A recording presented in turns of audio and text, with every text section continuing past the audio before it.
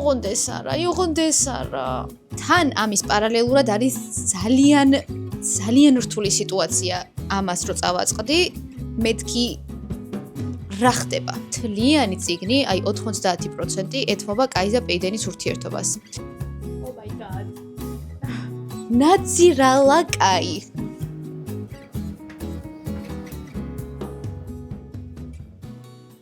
სალამი. Instagram-ზე მქონდა პატარა გამოკითხვა, თუ რომელი წიგნის კითხვის ვლოგის ნახვა გსურდათ YouTube-ზე. ჩამონათვალში მქონდა 4 წიგნი.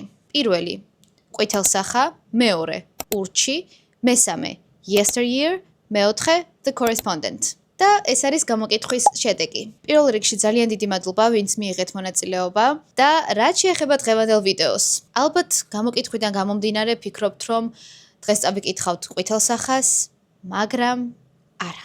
დღეს მეგობრებო, უნდა წავიკითხოთ ურჩი. ყვითელსახას რა თქმა უნდა აუცილებლად წავიკითხავ და აგვისტოში აუცილებლად დავდებ კითხვის ვლოგს. ვინაიდან და რადგანაც ეს წიგნი უკვე იყო ჩემი ივლისის სიაში და თან არის ასეთი ლამაზი გამოცემა, გადავწყვეტე რომ ამ წიგნის კითხვის ვლოგის გადამეღო და თქვენთვის გამეზიარებინა. რატომაც არა. მიხარია რომ უძლური სამყაროს დავუბრუნდი, ძალიან მაინტერესებს რა მოხდება. მომენატრა კაიც და პეიდენიც და მაინტერესებს რა მოხდება მათ შორის. კითხველების უმეტესობა ამბობს, რომ პირველი ნაწილი ჯობდა, თუმცა არის ის ნაწილიც, რომელიც ამბობს, რომ ეს უფრო კარგი იყო, ვიდრე პირველი წიგნი. და ძალიან მაინტერესებს მე როგორი შთაბეჭდილება დამრჩება. უმეტესად Kindle-ში ვკითხულობ ზოგადად და ძალიან მომენატრა ფიზიკური წიგნი და ერთი სული მაქვს ახლა რომ გადავშალო ჩემი ფურცლები და ისე წავიკითხო. ასე რომ ძალიან კარგი მოლოდინი მაქვს სიმართლე გითხრათ და ნახოთ რა მოხდება ამ წიგნში. მიუხედავად იმისა, რომ ეს არის უძლურის მეორე ნაწილი, ეს ვლოგიც რა თქმა უნდა იქნება სპოილერების გარეშე. არაფერს არ მოგიყვებით ზედმეტად, რომ არ გაგიფუჭოთ მოლოდინი, თუმცა რა თქმა უნდა გაგიზიარებს ჩემს ემოციებს და ჩემს შთაბეჭდილებას. აქვე მაინტერესებს ხომ არ გინდათ რომ გადავიღო რომელიმე წიგნის ვლოგი სპოილერებით. შეიძლება ავარჩიო რაიმე ისეთი წიგნი, რაც უმეტესობას წაკითხული გაქვთ, მე არ მაქვს და ამ შემთხვევაში უკვე სპოილერები მე მგონი პრობლემა არ იქნება. დამიწერეთ კომენტარებში თუ გსურთ ასეთი ვიდეოს ნახვა. ახლა ხანს გამოვიდა ქართულადაც ეს ნაწილი და მგონია რომ ძალიან ბევრი ადამიანი კითხულობს ახლა და მოდით ერთად წავიკითხოთ ლორენ რობერტსის ურჩი.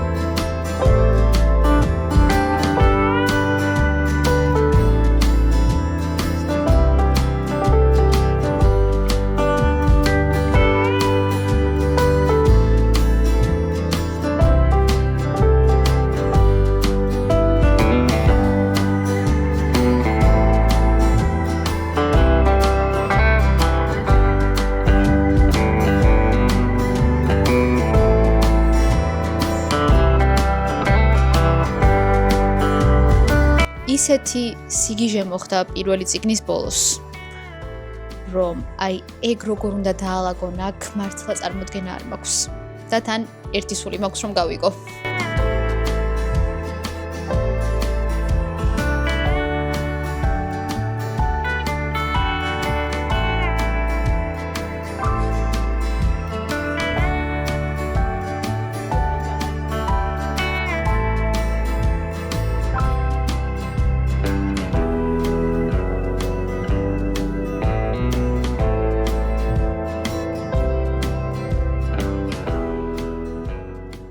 მიყვარს ეს წიგნი. ისე ბუნდოვნად რომ ავხსნა, ველოდი შეხვედრას, ვისაც წაკითხული გაქვთ გეცვდინებათ რა შეხვედრაზეა საუბარი. და იმაზე ბევრად კარგი შეხვედრა გქონდათ, ვიდრე ვიფიქრებდი. რასაც ეს ბიჭი გრძნობს ამ გოგოს მიმართ და როგორც არის ეს ყველაფერი აღწერილი და გადმოცემული, არის რაღაც საოცრება, მართლა. იმდენად არის მოცული მთლიანად ამ გოგოთი და რაღაცნაირად აი შეპყრობილი და ვერაფერს ვერ უშვება თავის თავს, აი სულ მასზე ფიქრობს, ყველაფერში ეყავს პირველ ადგილზე და თან ამის პარალელურად არის ძალიან რთული სიტუაცია. ისეთი რომ ვერ ხვდები აი ეგ როგორ უნდა დაალაგდეს. რაც ძალიან მომწონს ამ წიგნის არის რომ ორივე პერსონაჟის გადმოსახედიდან გვაქვს თავები. ვთქვათ, ერთი თავი არის კაის, შემდეგი არის პეიდენის და ასე მიყვება თანმიმდევრულად. და აი რომ ხედავთ ორივე რას ფიქრობს ერთმანეთზე და რა უტრიალებს თავში არის ძალიან სახალისო და ძალიან სასიამოვნო. ახლა ვარ მე-14 თავზე, პატარა შესვენება მექნება და შემდეგ ისევ ჩაუჩდები. მიყვარს. მინდა რომ გაგიზიაროთ ჩემი air fryer-ში მომზადებული მაკარონი, რომელიც არის ძალიან კარგი სასუსნავი. რამდენიმეჯერ შემხვდა მეც ამ მაკარონის ვიდეოები და მინდოდა რომ დამეტესტა.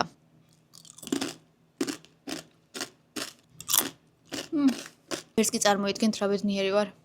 ძალიან კაია.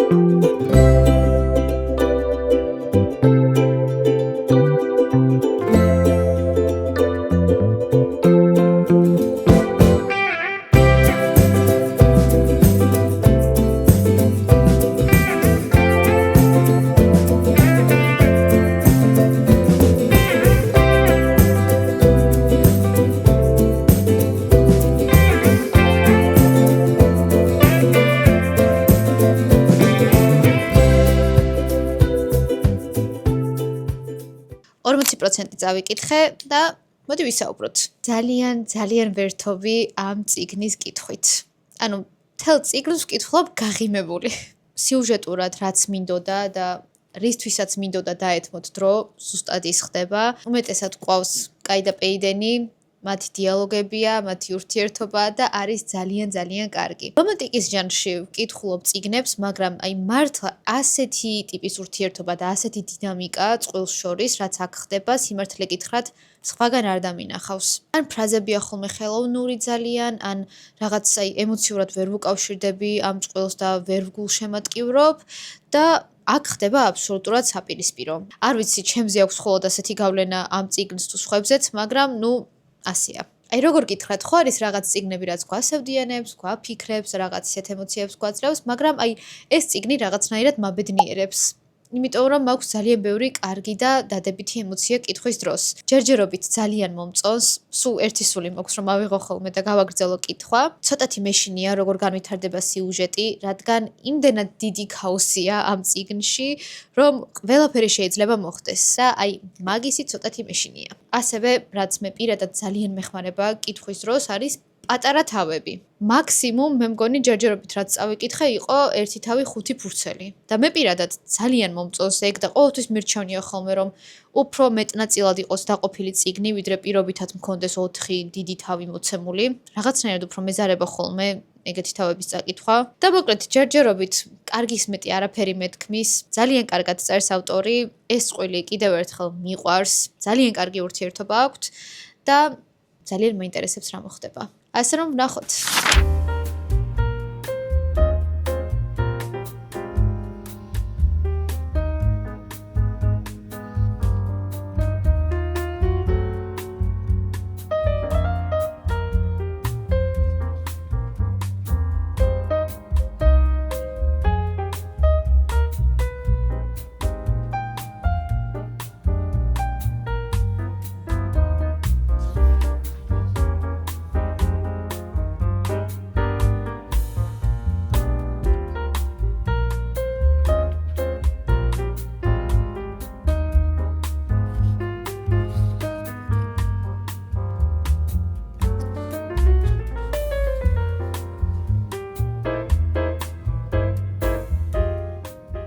Hello, დაგიბრუნდით. დაახლოებით 60% წავიკითხე, ცოტათი გადავწდი ალბათ და მინდა რომ რაღაცები გაგიზიაროთ. პირველ რიგში რაც მინდა ვთქვა, ნაძირალა კაი. ნაძირალა. მიყვარს. ნუ საოცარი დიალოგები აქვს კაის და პეიდენს, რაღაც მომენტებში ესე ვჩერდები ხოლმე, ჩემთვის ვიცინი, მე ვაგრძელებ კითხვას. ისევ და ისევ ვერთობი, ნახევარს უკვე გადავწდი, მაგრამ ძალიან კარგად მიდის, ანუ მარტივად იკითხება, ძალიან ბევრი მოქმედება ხდება და არც გამეწელა, ასე ვთქვათ, პროცესი და ძალიან მსიამოვნებს. უნდა გაგიზიაროთ ჩემი დიდი გულის ტკივილი. მოკლედ, ამ ჩემს ულამაზის გამოცემას, გარდა წინა და უკანა ფურცლებისა, კიდევ აქვს დამატებით რამდენიმე ილუსტრაცია. და ზუსტად იგივენაირად ქონდა პირველ ნაწილსაც, Powerless, და ძალიან მომეწონა ისეთი ნეიტრალური ილუსტრაციები იყო, წყვილის უბრალოდ, რომელიც არაფერს, ასე ვთქვათ, ზედმეტს არ მეუბნებოდა. მაგალითად, ალბათ დამეთანხმებით, რომ არის ძალიან ისეთი ნეიტრალური ნახატები. ამ გამოცემაში, აი ესე გადაწყვიტეს და ისეთი ნახატი შეიტანეს, რომლითაც ვარ სასტიკად დასპოილერებული. I'm fine. Totally fine. I am not okay. ესე გუშინ საყრელად გადავფურცლე, მეთქი დავათვალიერებ, როგორი ნახატებია თქო და უცბად აი ამას რო წავაწყდი, მეთქი რა ხდება? ნუ ერთი რაც ცოტათი მამშვიდებს არის ის, რომ იმდენად აბსურდული რაღაც არის მოცემული ამ ნახატზე, რომ წარმოდგენა არ მაქვს აი მაქამდე როგორ უნდა მივიდეს სიტუაცია და ასევე მაგის მერე რა მოხდება, ეგეც არის ძალიან მნიშვნელოვანი. და ცოტათი ეგ მომშვიდებს, რომ ეგ ინტერესი დამრჩა და ეგ მაინც არ ვიცი რა მოხდება მაგის შემდეგ. მაგრამ ეს რატო ქნეს აი არ ვიცი, არ ვპატიობ, გული დამწყდა. ყოველთვის ვცდილობ ხოლმე, მნიშვნელობა არ აქვს კითხულობ თუ რაღაცას ვუყურებ, რომ არაფერი არ ვნახო, არაფერი არ მოვიძიო, ვიდეოებს ესე ვსკროლობ ხოლმე ეგრევე, არაფერს არ ვკითხულობ, რომ ისე დავიწყო რაღაცის ყურება ან კითხვა, რომ არაფერი არ ვიცოდე. არ მიყვარს სპოილერები, სასტიკად არ მიყვარს. ესეთ განცდებში ვარ მოკლედ დილიდან, რა თქმა უნდა არ განახევთ რო არ დაგასპოილეროთ, მაგრამ ძალიან მტკივა გული და მინდოდა რომ თქვენთვის გამეზიარებინა. პირველი ნაწილის ბოლოს ესე შოქში ჩამაგდეს და თითქოს მოლოდინი მაქვს რომ აქაც რაღაც ეგეთი უნდა მოხდეს. შეიძლება ვწდები, ნახოთ. კითხვისას მივხვდი მართლა როგორი მონატრებული ვიყავი ამ სამყაროს და ამ პერსონაჟებს და მესამე ნაწილს აგვისტოში აუცილებლად წავიკითხავ და დიდ შუალედს აღარ ავიღებ. ახლა კი მინდა რომ გავიდე კაფეში, მივირთვა გემრიელი საჭმელი, დავლიო ყავა და წავიკითხო. წავედით.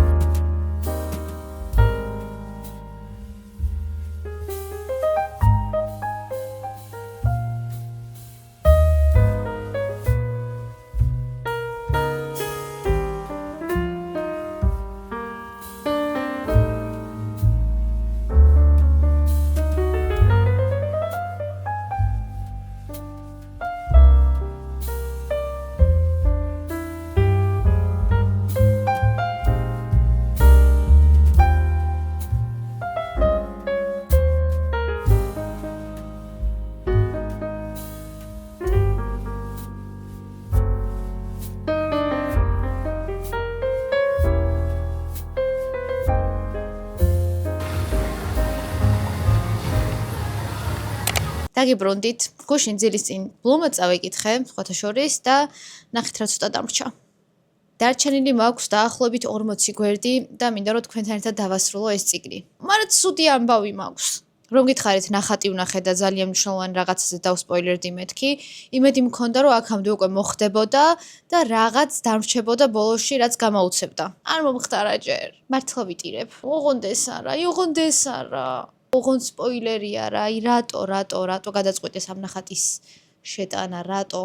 ანუ ზოგადად გასაგებია რომ ამ გამოცემებს ასე ვთქვათ რაღაც კოლექციისთვის ყიდულობენ ხოლმე და ასე შემდეგ, მაგრამ ხომ უნდა გაითვალისწინო რომ შეიძლება მე პირველად ვკითხულობ ამ წიგნს და რა ვიცი ეს გამოცემა მომეწონა და ვიყიდე. აი რატო არ გაითვალისწინეს ეგ არ ვიცი და მართლა ზამბრასდები. აქამდე მშვენივრად მიდის წიგნი, არ მაქვს პრეტენზიები. ერთადერთი რაც აი ცოტათი მაგდებდა ხოლმე კითხვის დროს, კაი და პეიდენი ხშირად იყენებენ სიტყვა pretend. ნუ გარკვეული მიზეზი აქვს რა თქმა უნდა ამ სიტყვის გამოყენებას, მაგრამ აი ცოტა ხნის მერე უკვე მეთქი შეწყვიტეთ. რამე სხვა თქვით, ამდენი pretend ჩემი აზრით არ იყო საჭირო, მაგრამ ნუ ძალიან პატარა დეტალია, არაფერს არ დავაკლებ ასე ვთქვათ მაგის გამო, რაც მართლა ძალიან მომეწონა ამ წიგნის და რასაც არ ველოდი, არის ის რომ მთლიანი წიგნი, აი 90% ეთმობა კაის და პეიდენის ურთიერთობას. მე კიდევ ვფიქრობდი რომ რაღაც უფრო სხვა სიუჟეტზე იქნებოდა გამახვილებული ყურადღება, ამათ ასე ვთქვათ რომანტიკულ სცენებს დიდი დრო არ ექნებოდა და პირიქით. მთლიანად არის მათი ურთიერთობა, რომელიც კიდევ უფრო მეტად ასე ვთქვათ უკეთესი ხდება, უფრო მეტად უახლოვდებიან ერთმანეთს, უფრო მეტ რამეს უზიარებენ და ძალიან კარგია. ახლა ვნახოთ რა იქნება. ან ძალიან მომეწონება დასასრულიც, ან აი ამ სპოილერის გამო დავრჩები იმედგაცრუებული. მართლა არ მინდა რომ ეგრე მოხდეს. მოდი დავასრულოთ ეს წიგნი.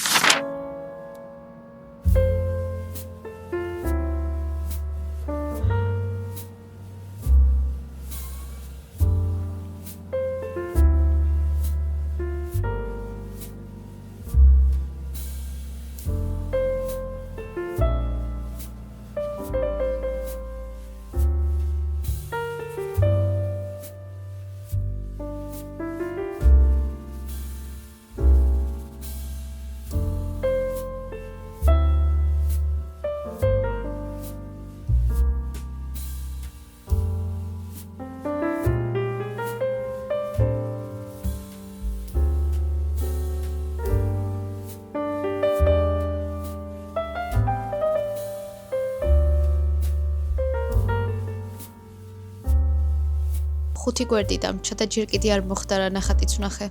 ტირილის ვლოგი მექნება ეხლა.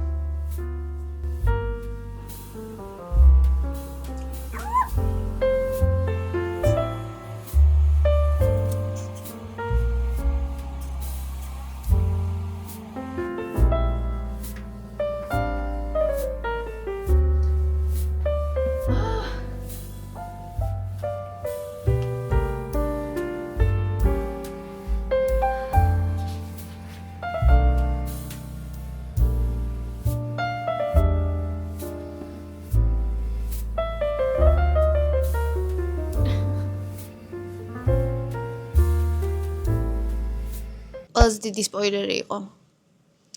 მაგის მერე აღარაფერი აღარ მოხდა. ანუ მესამე წიგნში გავიგებთ რა მოხდება. ანუ მეორე წიგნის ყველაზე დიდი სპოილერი აი ესე აიღეს და საყვარლად ნახატით ჩამისვეს წიგნში. აუ წაგაბრაზებული ვარ. აიმე. დამშვიდდეთ. იცით რა, იმდენად აბსურდული რაღაც მოხდა, რომ დიდი იმედი მაქვს, რომ კარგი ახსნა ექნება ამას მესამე ნაწილში. ანუ არ მომწონს რეალურად რაც მოხდა. ლოგიკაში ვერ ვსვა ვერანაირად და ნუ twist-ის კუთხით კი კარგია, იმიტომ რომ არავინ არ ელოდება მაგას რაც ხდება ბოლოში, მაგრამ რანაირად დაალაგდა ეგრე ვერ ხვდები. და როგორ უნდა აიხსნას ეს ყველაფერი ლოგიკურად, მაგასაც ვერ ხვდები.